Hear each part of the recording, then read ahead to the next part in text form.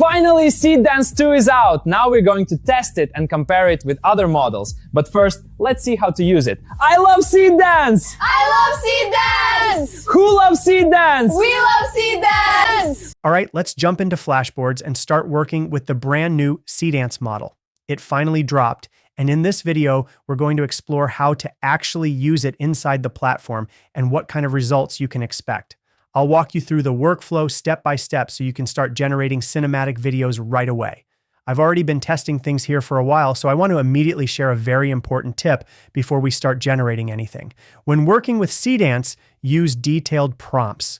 The model performs significantly better when you clearly describe what should happen in the scene. For example, the intro sequence you saw earlier was generated from a single image and a very descriptive prompt.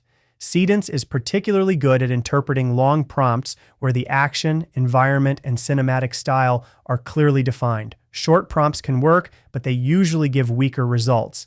To start using the model, go to the Models tab and type Seedance in the search field.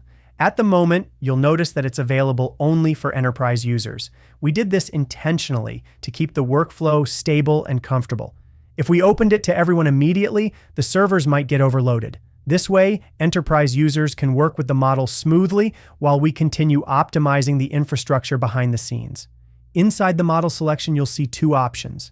There is a fast version, which typically generates results in about 8 minutes, and Seedance 2, which usually takes around 15 minutes but delivers noticeably higher quality.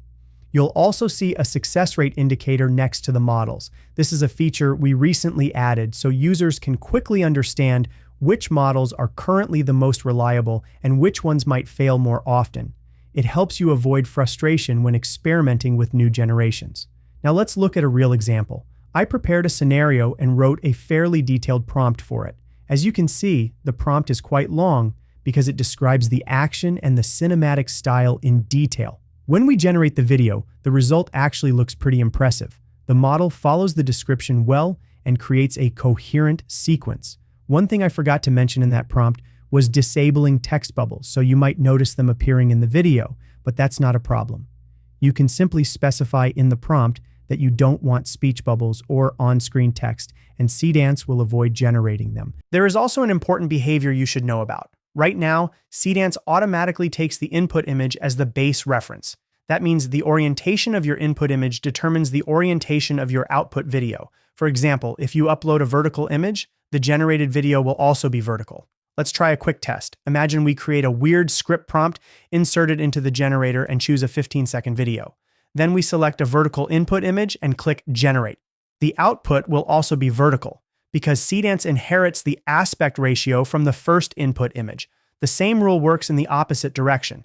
If the first image is horizontal, the generated video will come out in a horizontal 16:9 format. So if you want a specific aspect ratio, always make sure the first selected image matches the orientation you need.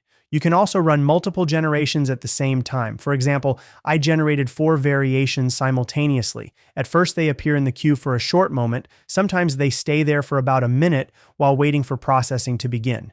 But once they leave the queue and start processing, the final result usually appears pretty quickly, now often within a couple of minutes. While the generation is running, there's another useful feature I want to show you. We recently added a use case tab in the interface. If you click the icon, you'll see example prompts and demo videos showing how different workflows work. Many of these examples are based on videos you may have already seen in tutorials. You can open any of them and test the prompts yourself. It's a great way to quickly understand how to structure prompts and what kind of results you can expect. All of our workflows are also accessible from this section. For instance, if you're not sure what a specific workflow does, you can open something like Infinite Talk, and the interface will show you a short explanation of how it works and how to use it. Now, if we go back to our generations, you can see that after leaving the queue, they start processing quite fast.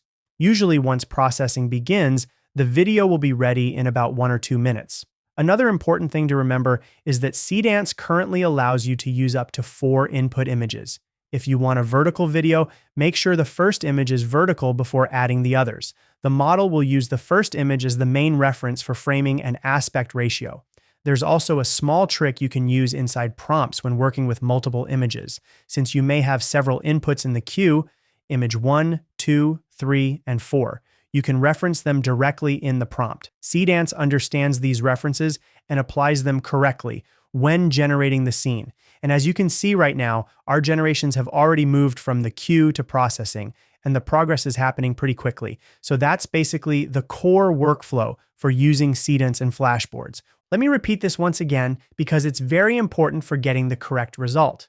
If your goal is to generate a horizontal video, the very first step should always be selecting or uploading a horizontal image as your starting frame. The orientation of the initial image strongly influences how the model understands the composition and framing of the scene. If you begin with a vertical image, the model will usually try to preserve that vertical layout during generation, which can lead to awkward framing, cropping, or composition issues when you later attempt to export or render the video in a horizontal format. All right, my generations are already finished, so let's jump in and take a look at one of the results. As you can see right away, because I originally selected a vertical input image, the final output video was also generated in vertical format. So if your input is vertical, you'll get a vertical video. If it's horizontal, you'll get a horizontal one. Let's play the video for a moment and check the result. Not again. Excuse me, sir. You weren't supposed to wake up yet. Who stole Tuesday? I only borrowed it. I'll return it tomorrow. That would be Wednesday. You might also notice that the video includes a watermark. At the moment, the API sometimes still adds this watermark automatically. I'm not entirely sure why it's still appearing in some cases, but we already anticipated this scenario and built a very simple solution directly inside Flashboards. If you go to the Workflows section, you'll find a tool called Video Watermark Removal. Let's open it quickly.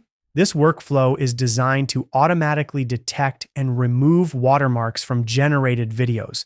All you have to do is upload the video that contains the watermark, like the one we just generated, and the system will analyze the aspect ratio and frame layout. Then it intelligently removes the watermark area while preserving the main content of the video. The whole process is pretty fast and works with most generated clips without any additional configuration. So if you ever see a watermark appear in your result, don't worry. Just run the video through the video watermark removal workflow and you'll get a clean version of the clip in seconds. Now, there's one last thing I want to mention before we wrap this up. If you decide to generate video purely from text, meaning you don't upload any reference images at all, the system behaves slightly differently. In that case, you simply leave the image inputs empty and run the prompt as a text-to-video generation. For example, we can take the same script we used earlier and generate it again without any input images. The model will still follow the narrative and create the same general scenario. However, since we didn't provide reference images for the characters, the system will generate random actors or characters that match the description instead of reproducing the exact people from our previous generation. So if you want consistent characters or specific visual references, make sure to include input images. If you're fine with more creative freedom and random characters, text-only prompts work perfectly well too. And that's pretty much everything you need to know for this part. Now it's your turn. Experiment with different prompts, try different image orientations, and test out the workflows to see what kind of cinematic results you can create. The best way to learn these tools is simply by playing with them and pushing them to their limits. Good luck experimenting, and I'll see you in the next video where we continue testing Seedance and comparing it with other AI video generators.